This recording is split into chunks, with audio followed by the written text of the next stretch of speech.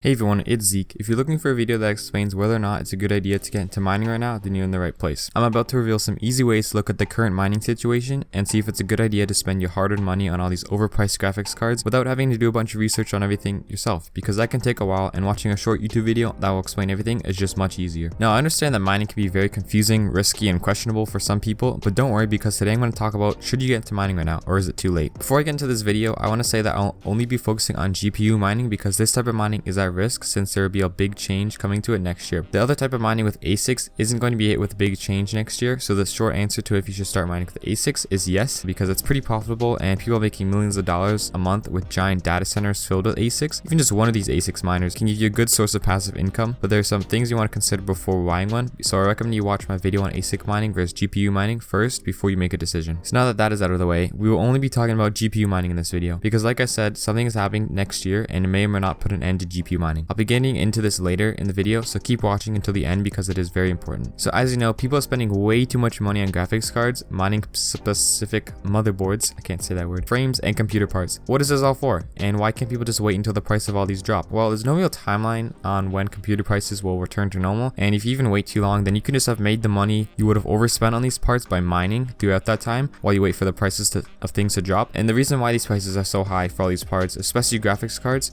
is because there's a really profitable coin to mine right now, which is Ethereum. The Ethereum algorithm that is run on all these graphics cards doesn't even take a lot of power compared to other coins like Ravencoin and Flux, and also the price of Ethereum is very high compared to the other coins, so there's a lot of profitability in this one. If you take a quick look at this website called whattomine.com, then you can see that Ethereum profitability just dominates every other coin, and is also the reason why many people are getting into this bull run. Now there are some exceptions like the 3060 Ti LHR that are more profitable than Ethereum, but they are a bit more volatile, meaning like the profitability bounces around a bit. So for the most part, Ethereum is and has been the most profitable coin for quite some time. Since mining is so profitable, it's made the GPU prices crazy high, like sometimes 3 times the price as they would normally be. This is thanks to the chip shortage, but also the profitability of mining. But if people are overpaying for mining rigs, that means that it'll take a lot longer to break even on their investment. Now, if you were mining Bitcoin with ASICs, this wouldn't be a problem because Bitcoin would be mineable until 2140, which is far beyond the lifetime of anyone watching this video. But it's a problem for GPU miners overpaying on GPU prices and hardware, because if it does take 1 to 2 years for them to break even on their investment, then they won't actually be making money for quite some time, and by then we don't know what's going to be profitable. That's because Ethereum, the most profitable coin right now, will no longer be mineable sometime next year because the developers are changing the code to make the coin a proof of stake model instead of a proof of work model. Proof of work basically has miners compete against each other to add new blocks to the blockchain, which rewards them in crypto, and proof of stake has people stake the crypto in order to be randomly selected to validate transactions. It's a lot to explain about proof of stake, but all you need to know is that it puts an end to mining Ethereum, and this will take into place next year. Now this change is called Ethereum 2.0 or Ethereum proof of stake. The theory is that everyone will just switch over to another coin like Ravencoin and Flux, but you need to think about where all the hash rate from the Ethereum network is going to go. If all this hash rate from Ethereum jumps onto the Ravencoin network, then this will drive up the difficulty way up. This isn't an issue with the Ravencoin price also goes up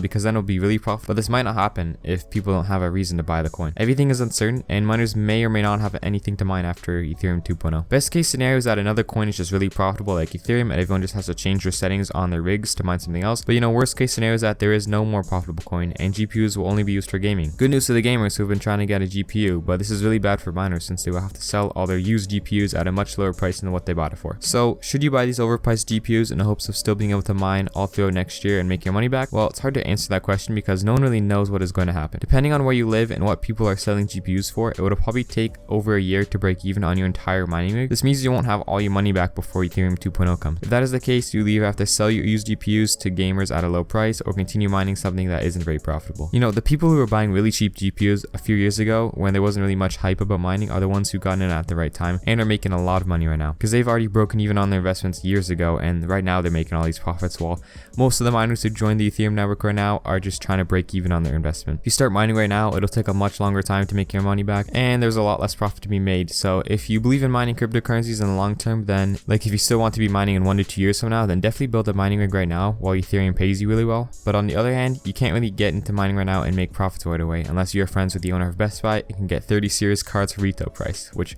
would be very nice, but this is not the case right now. Now in my opinion, I believe in mining with GPUs long term. It's all speculation. I don't really have anything to back up why I think this, so you're the one who needs to make that decision if you believe in it long term or not. I'm not a financial advisor, and if I was, I would definitely not recommend anything crypto related. So then what are my recommendations on new miners that want to start mining right now? In my opinion, I recommend getting the cheapest mining rig you can so that there's a lot less money on the line. It is true that it's better to invest more more into your rig, because once it is eventually paid off, you'll have more hash rate than if you invested less. But if you want to be safer rather than sorry, it's better to put down a smaller amount of money. And also for the GPUs, the best GPUs to buy right now, in my opinion, are the LHR cards, because these GPUs aren't marked up by a crazy amount like the non-LHR cards, meaning you'll be able to make your money back a lot quicker. And the LHR cards are not even affected by other coins like Ravencoin and Flux compared to the non-LHR cards. In fact, they're actually more profitable on these coins compared to the non-LHR cards. So what you could do is just build a mining rig that reminds Ravencoin and Flux, and then you don't even have to worry about Ethereum 2.0. This is still risky though, because you'll be making less when all the Ethereum net hash rate comes over to the other coins, but in terms of making your money back, LHR cards like the 3060 Ti are more profitable on other coins than Ethereum, and they aren't so overpriced.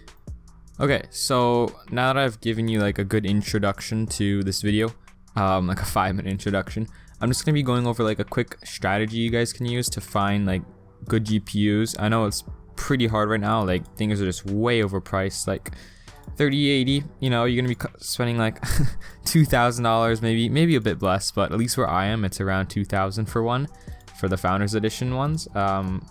Like, by the way, 3080, this is the non-LHR one. There is, if you're looking at 3080 LHR, it's gonna say LHR in this.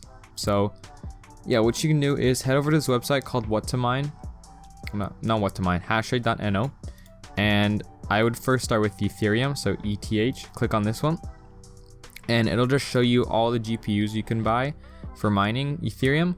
It'll show you the coin, so all of these are Ethereum. It'll show the hash rate, the power, the efficiency, estimated 24-hour rewards, and then the ROI. ROI is just the price of it divided by the 24-hour rewards, and this ROI is based off of the retail price of one, not for what you would actually buy one for. So yeah, what I recommend is you just select all of this like that, and then Control-C to copy it, and then go into a spreadsheet and just paste it in here. And I deleted all the random ones that I would not be able to find not secondhand, but on Marketplace.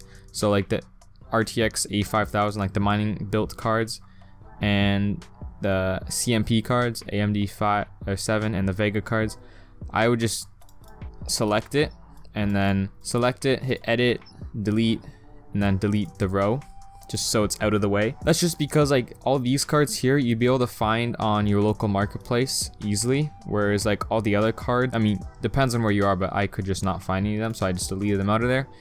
So yeah, once you do that, go on to like either like Facebook Marketplace or Kijiji is what I use, and come up with a number that you could put down for each of these cards. So like 6,700, like look at all the different ones in your area within like a, I don't know, 50-mile radius of you, and just see like how much it would cost to buy one of these, and just come up with like an average number for each of the different cards that you could find. And just, you know, like these LHR, like make sure you put the price of the LHR cards in, and then if it has no LHR in the name, then that means there's no LHR. So like 3080, this is for like the Founders Editions or non-LHR. It's gonna be a lot more expensive than the 3080 LHR cards, which is right here. So yeah, make sure you watch out for that. And just for like a little bit of background knowledge, is like any of the, for the 30 series cards, any of the like 3070 Ti, 3080 Ti, and yeah, that's about it. 3080 Ti and the 3070 Ti, those are already LHR, so there's no non-LHR version for those. Then there's 3080 LHR. They're all 3090s have no LHR. And then there's a 3060 Ti. There's an LHR one and a non-LHR one. And then there's the 3060 LHR. It has like version 2 in its name, but it depends on where you're looking. And I just deleted like 3060 non-LHR from this because I couldn't find any near me. I just had LHR 3060. And yeah, so like these are like the most common ones you could probably find. There is like the RX 470 and 480s, but they're just non-existent right now for me. So yeah, look at your local place, find a good price for each of them. It might take a bit, but it's worth it. And then what you can do is add a row here, that ROI, and type in equal, and then put like the price of it divided by the estimated 24-hour rewards, hit enter, and then it should have a suggested autofill. Use Control Enter, but if that doesn't pop up for you, just grab this and slide it down, and then you'll have this number, which is days to ROI, or make your money back from you mining on the card. Just hit format, number, and then number, and that'll show it in days instead of dollars. I already did that, so I'm just gonna delete this. And then what you can do is select the whole thing like this, go to data, sort range, advanced range sorting options, hit data has header row, and then here go to ROI, and then make sure it's A to Z, and then hit sort, and that'll basically sort the whole list by earliest you can ROI on it to like longest. So like 6700 XT, 6900 XT, this will take you like almost 2 years to make your money back from it, whereas like the 570 and the 580s, you'll make your money back in less than a year and the quickest. So, but another thing to take into account is like, even though you'll make your money back a lot faster with these cards, the efficiency is not as great as like some other of the 30 series cards. So like, yes, take a look at like what cards are like the best to buy in terms of ROI, but also look at like what cards is the best to buy in terms of ROI that are also like really efficient. So like the any of the like the 1660 class cards, like the 1660 Ti and the 1660 Super, they're not like that far down the list, and they're still pretty efficient. Like there's 0.42 mega hash per watt for Ethereum, and also like the 2070 Super and the 2070, 2080, like these are good options. So like, you don't have to go with like the first on the list, but yeah, those are just a strategy for like looking at which card is a better option over other ones, because like if you buy any of these cards, like you're going to be making your money back a lot longer, which may not be the best if you want to just make your money back quickly for mining. And you can also do this with Ravencoin. So if you go back to this website, hashrate.no, you can just click on Raven. You can also do this with all the other coins, but we'll just do Ethereum and Raven for this example. And then highlight this again, Control C, go back to your spreadsheet, and then make a new tab just by adding sheet, and then paste it in here. Get rid of the ones that you probably couldn't find for mining, and then paste them in. And then do the same thing, add this price tab in by just dividing the price by, actually this one's already done it, so I'm just going to replace this here. So I'm going to equals the price divided by the 24-hour earnings, and then autofill. And then I already sorted this, but you guys can do the same by just hitting data, sort range, advanced range sorting options. Data has header row.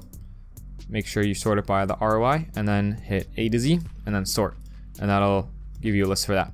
So these are like the best cards in order to buy for Ravencoin mining. So like 3060 Ti LHR, that one's a good one. 3060 LHR, and then also these guys as well. So these are like to be the last cards on your list to mine for these, because like if you buy a 3080 Founders Edition or non-LHR, as well as the 3070 and the 3060 Ti, these are better for Ethereum, and they make a lot less when you're mining Ravencoin.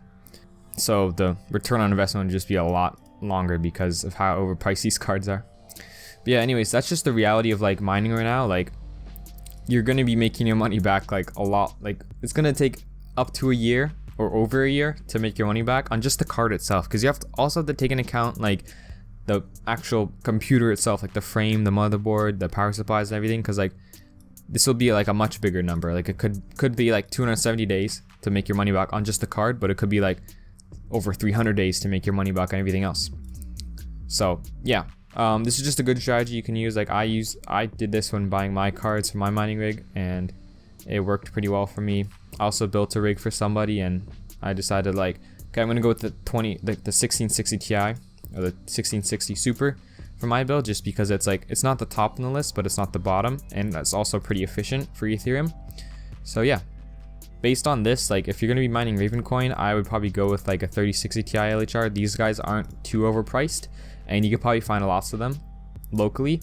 And then for Ethereum, I'd definitely go with like the 1660 Super or the 1660 Ti or 1660, because these cards are decently efficient for how much power they draw.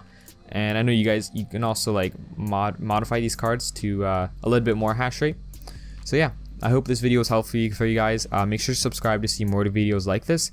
I post content on mining and crypto related videos. And yeah, make sure to like the video for the YouTube algorithm, and I'll see you in the next one.